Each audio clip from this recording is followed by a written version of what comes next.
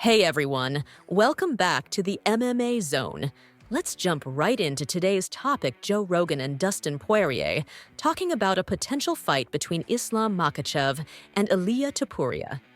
So, after Islam Makhachev defeated Renato Moicano, he mentioned that the UFC didn't have plans for him to fight guys like Arman Tsarukyan, Charles Oliveira, or Ilia Topuria. However, that hasn't stopped fans and fighters from discussing the idea of these two champions facing off. Before we go further, don't forget to leave a like on the video to support the channel. During Saturday's pay-per-view event, Joe Rogan, Brendan Schaub, Brian Callen, and Matt Serra all joined the Fight Companion episode of the Joe Rogan Experience podcast. On this episode, Rogan shared his thoughts about a possible fight between Makachev and Topuria. Rogan said, "I hope Ilia goes up to 155 pounds. I really do. He's amazing. Whether he defended the title once or not, I don't care. Let's make the big fight happen." Rogan also mentioned that if they want to make a huge fight in July, it might not be a rematch between Volkanovski and Makachev, but he believes that fight would also be exciting. Dustin Poirier, who was also on the podcast, added his thoughts on the potential fight between Islam and Ilia Topuria. Poirier said that if Topuria lands a punch, he has the power to knock out anyone, but he thinks Makachev's wrestling skills might give him the advantage. He pointed out that while Topuria might be walking around at 190 pounds, Islam's wrestling is just too much for him to handle. Rogan also talked about the flyweight division, noting that it's strange how the bantamweight division gets so much attention, despite only having a 10-pound difference from the flyweight division. He said, "It's weird. 125 pounds is tough to sell, but 135 pounds gets so much attention." He went on to praise Demetrius "Mighty Mouse" Johnson for his incredible skills as a flyweight champion. Brendan Schaub added that fans often think they can beat a 125-pound fighter, but that's far from the truth. Fans in New Zealand are backing Kai Kara-France as a potential challenger for the flyweight title. It will be interesting to see if he can do well in pay-per-view sales. Now, moving on to a drama surrounding Dustin Poirier. Last week, Dustin was hacked on X, formerly Twitter, and someone used his account to promote a crypto coin. Dustin confirmed the news on Instagram and warned his fans to be careful with online scams. Just when people thought it was over, Dustin's X account got hacked again and was promoting a different crypto coin. Be cautious with those online scams. Next up, we have news about a possible fight between Paulo Costa and Bo Nickal. After his loss to Sean Strickland at UFC 302, Paulo Costa promised to come back stronger and more aggressive. During a recent episode of the Headlock podcast, Costa mentioned that he thinks his next fight might be against Bo Nickal. He said that fans would be happy with the fight, as Bo Nickal is gaining a lot of hype. Costa seemed confident about the fight, even joking that he would beat him up with body shots. Costa's last fight was over the summer when he lost a split decision to Strickland. Bo Nickal has been out of action since his win over Paul Craig at UFC 309. He won the fight by unanimous decision, but UFC President Dana White said that Nickal still has some work to do. Nickal had mentioned before that he wanted to fight two unranked opponents before facing someone ranked. A fight with Costa, who is currently ranked number 11, would be a big step up for him. Now let's talk about Rampage Jackson's reaction to Bryce Mitchell's deleted podcast. Last month, Bryce Mitchell made some highly controversial comments on a podcast, and YouTube removed the video. Dana White condemned Bryce for the comments, calling them dumb.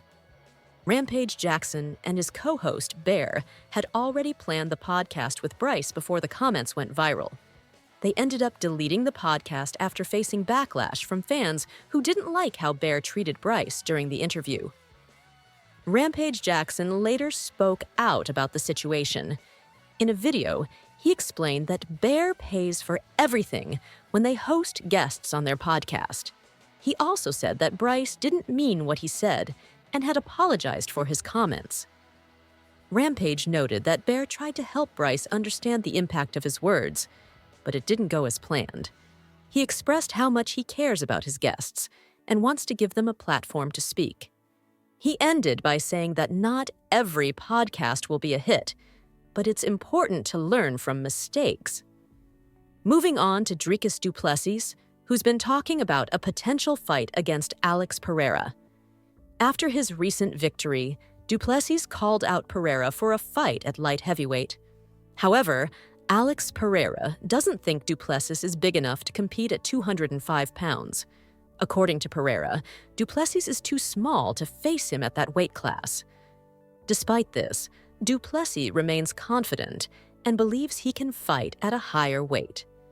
Du Plessis has big goals, but UFC analyst Daniel Cormier pointed out that du Plessis still has work to do in the middleweight division before moving up to light heavyweight. Du Plessis will first have to face off against Hamza Chimaev, who is currently one of the biggest threats in the division. As for upcoming events, there are several UFC fights happening soon. Unfortunately, Brandon Royval had to pull out of his upcoming fight with Manel Kape due to a serious concussion. Royval shared an update on Instagram, saying the injury had left him dealing with bad symptoms and he couldn't continue his training camp. We hope Royval recovers soon. Also, Umar Nurmagomedov was supposed to fight Alonzo Menefield, but that fight has been canceled. There hasn't been any official word yet on why the fight was canceled or who pulled out, but fans are eagerly awaiting news about what's next for these fighters.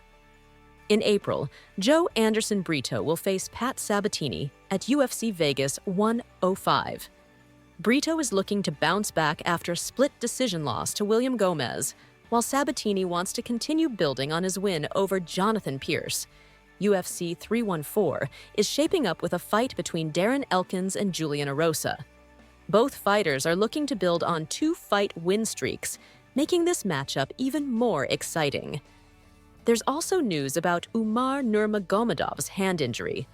After his fight with Merab Dvalishvili, Umar injured his hand so badly that he had to undergo surgery. His manager, Ali Abdelaziz, said that Umar will probably return to action in the summer. In a video posted on Instagram, Umar shared an update, saying that he'll be able to make a fist soon and will likely return in 6 months. As for referee decisions, there's been some debate over an early stoppage during UFC 312. Anshul Jubli was knocked out in the first round, and the referee stopped the fight.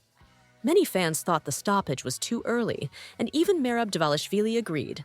The referee, Jim Perdos, defended his decision, saying that Jubli was out when he stepped in. Let's talk about the feud between MMA Guru and Daniel Cormier, as well as Chael Sonnen. MMA Guru recently criticized their promotion of wrestlers in the UFC, saying that the wrestlers didn't perform as well as expected. Both Cormier and Sonnen responded to the criticism, defending the value of wrestling in MMA. They argued that MMA is a much more complete sport now, and wrestling alone isn't enough to succeed. MMA Guru replied, saying he didn't expect the backlash and that Cormier and Sonnen were wrong. It looks like this debate is just getting started, and it will be interesting to see how it plays out. So that's all for today. Let us know what you think about the potential fights, the controversy, and all the latest UFC updates in the comments below. Thanks for tuning in.